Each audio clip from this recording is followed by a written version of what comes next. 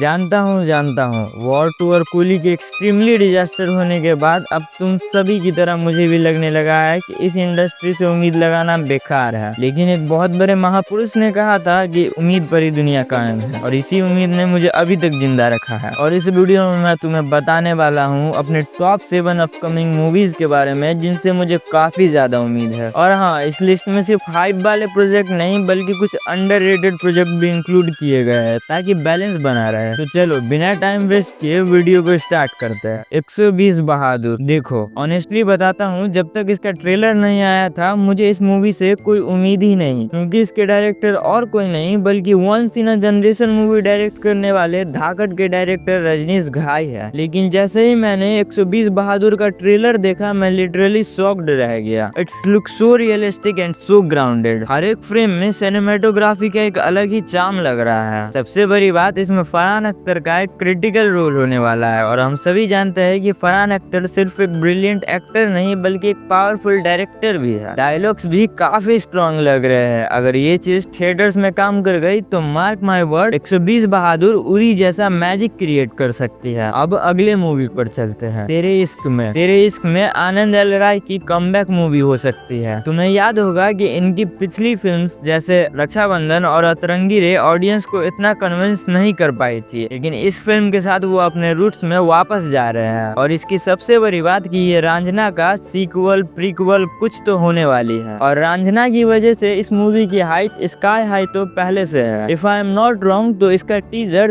3 साल पहले आ गया था, लेकिन कुछ दिक्कतों के कारण ये मूवी बार बार डिले हो रही थी। लेकिन फाइनली इस साल अब ये मूवी रिलीज होने वाली है। और हाँ, कुछ समय पहले धनुष और मेकर्स के बीच एआई को लेकर कुछ कंट्रोवर्सी भी हुई थी। दरअसल रांझना को थिएटर्स में एक बार फिर से री रिलीज किया गया था, लेकिन इस बार एआई से चेंज की गई एंडिंग के साथ। लेकिन सबसे बड़ी बात, इस बारे में मूवी के लीड कैरेक्टर धनुष से परमिशन ही नहीं ली गई थी, और बिना उनकी परमिशन के ये मूवी री रिलीज कर दी गई, जिससे धनुष काफी ज्यादा नाराज थे। अकॉर्डिंग टू मी, मेकर्स बिना इसके एंडिंग को चेंज किए भी इसका सीक्वल बना सकते थे, क्योंकि रांझना की एंडिंग एक ओपन एंडिंग, उसमें हमें क्लियरली नहीं बताया गया था कि वहाँ पे कोई मरा था या नहीं मरा। बट स्टिल अगर थिएटर में ये मूवी आएगी तो हम तो जाएंगे ही देखने। अगली मूवी है वश लेवल 2। देखो ऑनेस्टली अगर मुझे वश और शैतान में किसी एक को चूज करना हो तो मैं हमेशा वश को चुनूंगा, और अगर तुमने भी ओरिजिनल वश मूवी देखी हुई है तो तुम भी वशी को चुनोगे। वश का ब्रुटैलिटी लेवल कई ज्यादा हाई था। शैतान के मेकर्स ने अपने लिए कुछ सेफ लिमिटेशन सेट कर ली थी, लेकिन वश एकदम रॉ थी, बिल्कुल अनकम्प्रोमाइजिंग हॉरर थ्रिलर। और अब वश लेवल 2 के ट्रेलर ने ये बात कंफर्म कर दी है कि इस बार मेकर्स और ज्यादा ब्रूटल होने वाले हैं। इस बार कहानी सिर्फ घर तक सीमित नहीं रहने वाली है बल्कि पूरे शहर में अनफोल्ड होगी। और मुझे लगता है कि अजय देवगन भी इसी सीक्वल का वेट कर रहे थे, क्योंकि शैतान 2 की भी अनाउंसमेंट आपको तभी देखने को मिलेगी जब वश 2 धमाका करेगी। अगली मूवी है थामा। इसके अनाउंसमेंट के ही समय से मैं काफी ज्यादा एक्साइटेड था। पहले इसका नाम वैम्पायर्स डायरी होने वाला था, लेकिन बाद में इसे स्त्री यूनिवर्स से जोड़ने के लिए इसका नाम थामा कर दिया गया, और इसका ट्रेलर भी अभी कुछ दिन पहले ही आया था जो कि आपने देखा ही होगा। और स्त्री 2 के मैसिव सक्सेस के बाद इसकी एक्साइटमेंट 2x हो गई थी। लेकिन ऑनेस्टली मुझे इसका ट्रेलर थोड़ा डिसअपॉइंटिंग लगा। अब वो क्यों लगा ये तो मैं किसी और वीडियो में बताऊंगा, पर इसका टीजर इसकी स्टोरी सॉर्ट ऑफ रिवील कर देता है। तो रश्मिका मंदाना एक वैम्पायर होगी और आयुष्मान खुराना का कैरेक्टर शुरू में एक ऑर्डिनरी इंसान होगा, और ये दोनों एक दूसरे से प्यार करते होंगे। लेकिन किसी कारणवश आयुष्मान खुराना का कैरेक्टर मरने वाला होगा, लेकिन वो बच सकता है अगर वो वैम्पायर बन जाए। लेकिन वैम्पायर बनने के लिए उसे 100 साल कहीं बिताना पड़ेगा और कहीं छुप कर रहना पड़ेगा। और इन